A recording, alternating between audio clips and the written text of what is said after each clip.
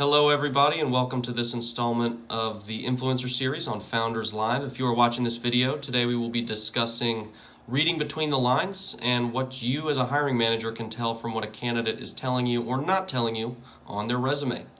My name is Ryan Shirley, and a little intro about me. I am the founder of Pursuit and Tie LLC alongside my sister Kelly. We're a full-service consultancy firm offering workshops in resume, cover letter, interview, all the way out to public speaking and personal finance. We are based here in Seattle, Washington, and Atlanta, Georgia, and our mission is to enable our clients to tell their professional story in a way that is compelling and rich and delivering success as a service to ride the SaaS train that everybody is on these days. So Nick and I had kicked around the idea of doing an influencer video for you guys, and our business is largely made up of client phone calls, workshops, conference calls, but typically only with the client who's seeking to get jobs that you are posting, right? So today we're kind of taking the other side of that coin, and I'm aggregating what I've learned from all these clients to kind of help you guys read between the lines when you get a resume across your desk. So as you know, I'm online right now to answer any questions, so ping me if you have any concerns or want to make jokes about my hairline. And without further ado, we'll go ahead and dive in. So, unfortunately for hiring managers, there's not a ton of things at your disposal when you get a resume in the HR portal to help you size somebody up quickly and effectively and accurately, right? So you have their LinkedIn, which should be ubiquitous regardless of their industry. You have their portfolio if they're a creative. You have a GitHub if they're in technology. Or if you really want to get dangerous, you have their social media if you'd like to see what they deem appropriate to share with the universe. But that, as you all know, can be a scary endeavor. So that's really about it, right? So how do you take this piece of paper that they give you, this resume, and make an astute observation around their hireability? And really, if you want to pick up the phone and call them, right? And that's what it's all about. We try and make our clients, the folks that delight you when you see their resume and that you want to pick up that phone. Most resumes are viewed for about 6 seconds before they're passed on to the next one in the pile. So we want to make that 6 seconds as impactful as possible. So here's some things you can look for in that resume to kind of help shape that decision a little better and with some more accuracy. So the first things first, and this should go without saying, but organization is absolutely paramount to a good resume, right? What else or what other representation of someone's pride in their work do they have at this point other than taking the time to ensure that their resume is crisp and grammatically correct, the syntax makes sense, and unfortunately this is not the norm. With all the tools available at our disposal, you'd think spell check would be an easy thing, but I can tell you it is not. Outside of just simple grammar and syntax, which is important, I think there's a lot to be said around overall flow, right? And the resume should tell a story, right? You want to see growth. You want to see career trajectory, right? You want to see an increase in scope, responsibilities, what have you, all these various things that affect a person's professional story.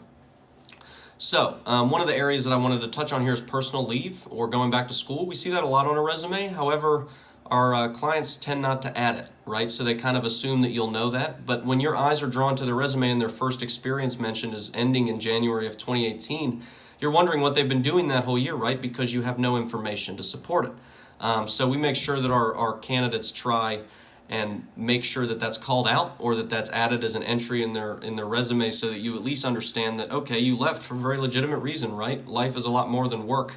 But if you don't tell me that, I'm left to assume. And the goal of a resume should be to reduce assumptions and mitigate risk and, leave answers, not questions.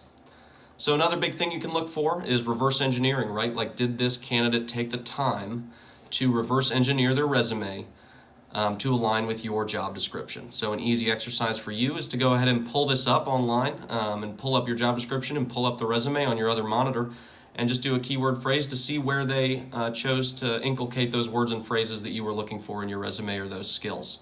Sometimes it's overdone, and that's certainly a red flag where they have a list of keyword phrases along the bottom separated by commas just to get the most hits. That's a good sign that this person's casting a wide net and not really taking a customization approach so much as they are good at running search algorithms. And then if they didn't do any of this at all, it's not mentioned at all in the resume, not a single word or phrase, then they didn't take the time to go ahead and customize. And that's a big insult to you, right? Your time is valuable. They should be bringing the sexiest stuff to the forefront of their resume for the sake of getting your eyes on it, right? If they don't do that at all, it's very hard to make a phone call for that candidate.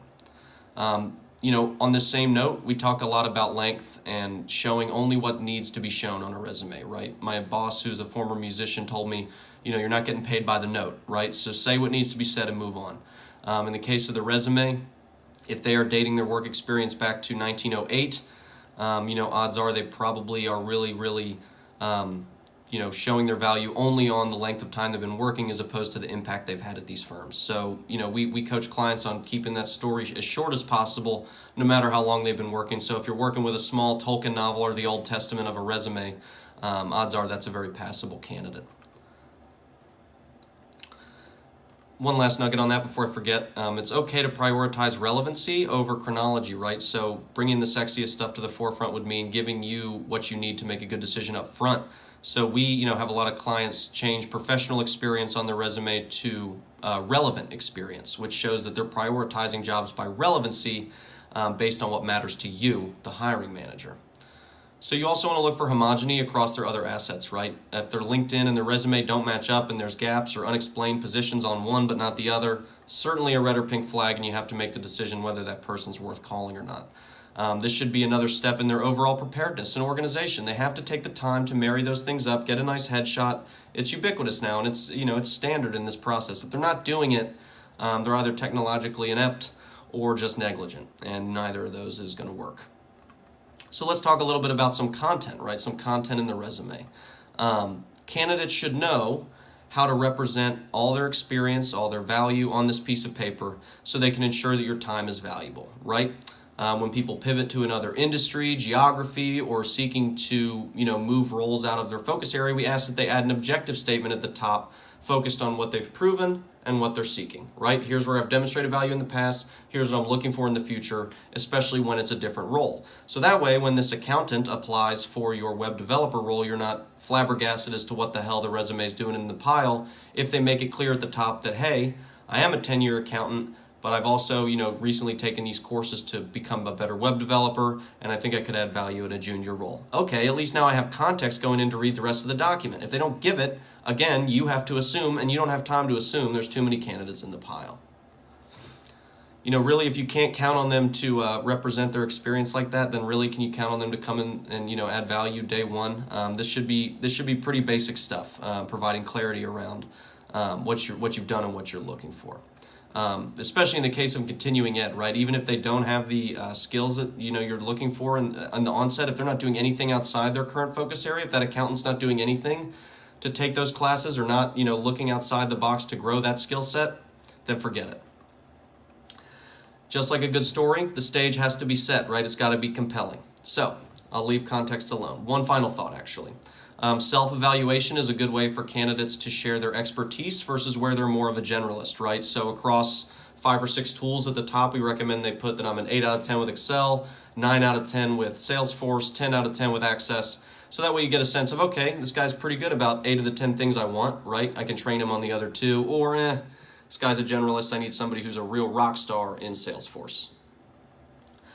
This one here's the biggest nugget and the largest piece of this chat is value versus function, right? So most of our resumes that we help people with are very functional. So they're telling us what they did. They're not telling us what they did well, right?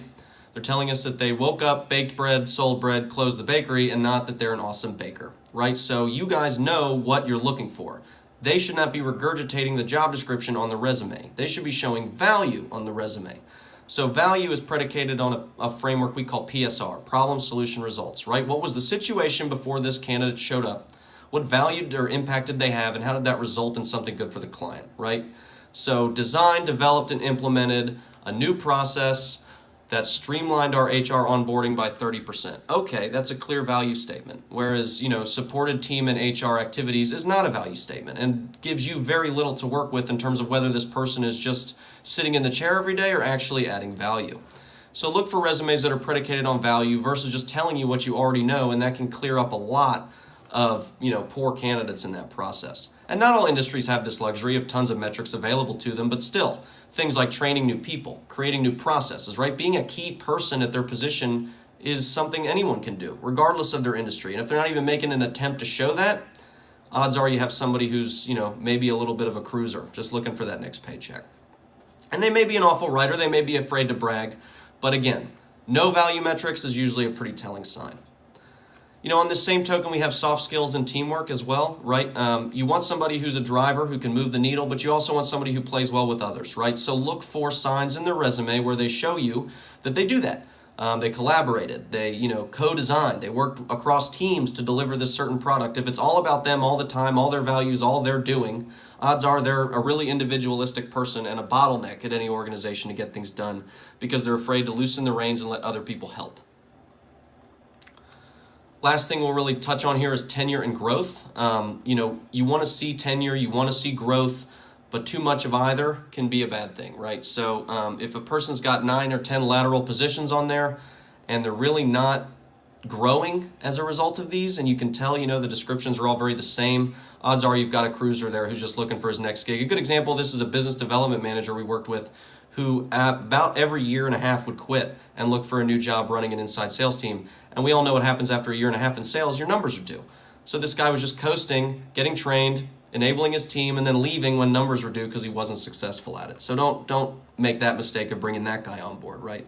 So if all these positions look and smell the same, something's fishy. Make sure that they're involved in professional societies if they've been in a tenured role for a long time, or are taking on more. Maybe a LinkedIn check would be good for this. Taking on more than just going in every day, right? Are they on the party planning committee? Are they, on the steering committee for new hires? Like, how are they helping the company outside of being there for 10 years? And, tenure can be a great thing. They could have solved a lot of problems. But if it's not complemented with that holistic employee value, then you might want to ask some questions before picking up the phone or on the phone with that candidate to really get a sense of why they've hung around for so long in the same exact role.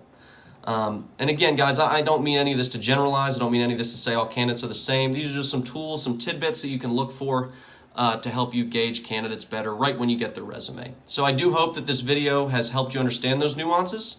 As this resume game continues to evolve, we'll hopefully have a lot more to share with you guys. But this is what I've seen in a couple years of doing this as far as separating the sheep from the goats and making terrific applicants. Bad hires are a mental, physical, emotional cost for employees and employers alike. Tons of training and wasted time, wasted materials. So, take these steps to avoid that in the initial resume read, and you can save yourself a lot of heartache for you and your team. So again, look for overall customization and reverse engineering for the job descriptions. Look for context that helps you guys make informed decisions about how they're spending their time. Look for things outside of just tenure and growth, like continuing education and certifications to see a real value player. And finally, make sure that they harp on their value instead of just their function. Again, guys, I'm Ryan Shirley from Pursuit and Tie. This has been our first influencer series. Big thanks to Nick and the Founders Live team for letting us present today.